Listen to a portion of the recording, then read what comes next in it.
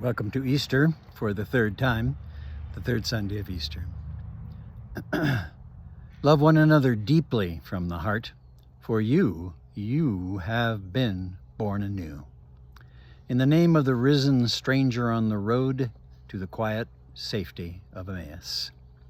Amen. Love one another deeply from the heart, for you have been born anew, says St. Peter in our second reading today. 2 disciples were born anew in our Gospel from St. Luke this day.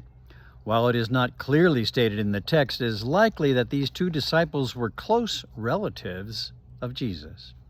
Strong tradition says that Cleopas was the brother of St. Joseph, the carpenter father of Jesus, making Cleopas Jesus' uncle. And the Gospel of John speaks of 3 Marys at the foot of the cross: Mary, his mother, Mary Magdalene, and Mary, the wife of Cleopas, identified by John, Mary is, that is, identified by John as the sister of Mary, the mother of Jesus. Of course, sister means close relative, otherwise the parents would have named 2 of their girls Mary. Clearly, the wife of the brother of her husband would be Mary's cousin by marriage and Jesus's aunt. Another very long-standing tradition is firmly held by the worldwide Orthodox churches that says that Cleopas was the son of the widower St. Joseph, which explains how Jesus could have a brother without changing the status of the ever-Virgin Blessed Mother. That, of course, would make Cleopas's wife Jesus's sister-in-law, and Cleopas his own brother, half-brother.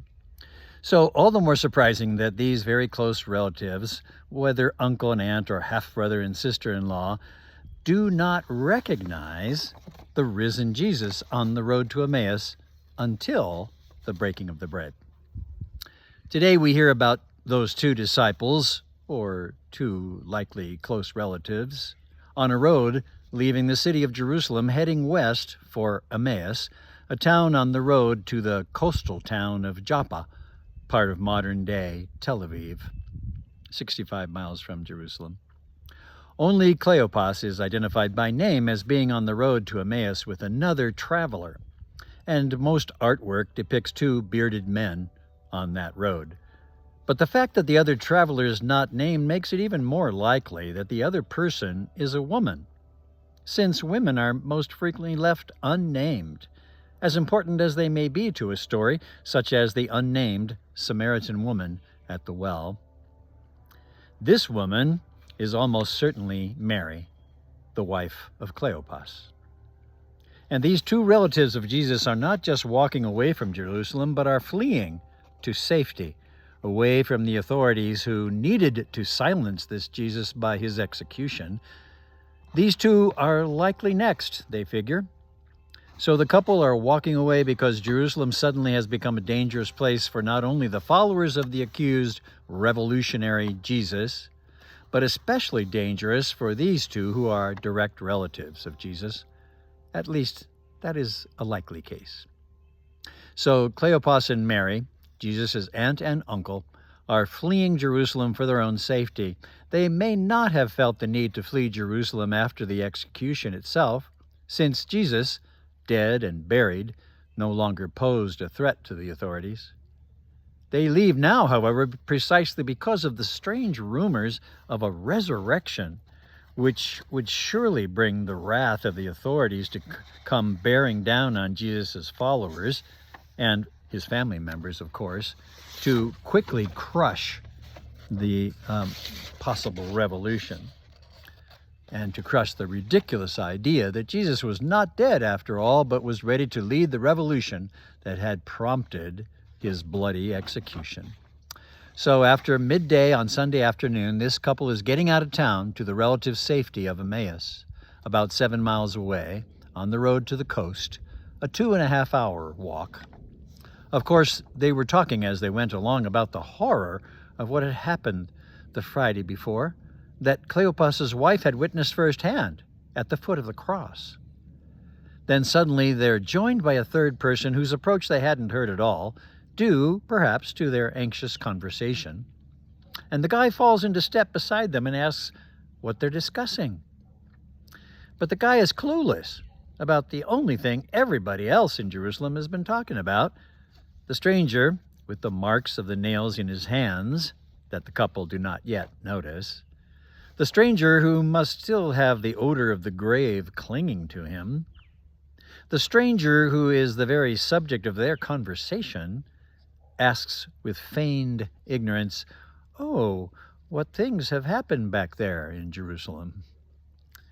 Quite surprised, they explain, and maybe they tell of their fear that they could be next, so they're on the road to the safety of a home they know in Emmaus.